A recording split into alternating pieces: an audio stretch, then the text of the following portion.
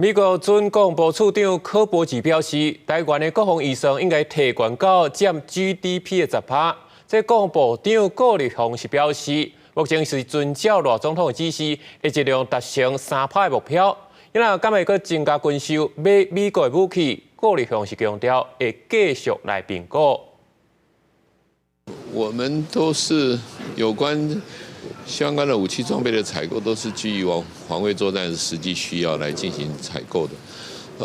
我们在台美在进行这些相关的这些所需要筹购的武器方面，我从来没有感觉到说美方是故意要塞一些我们跟防卫作战时期不需要的武器哦，大家都是共同讨论。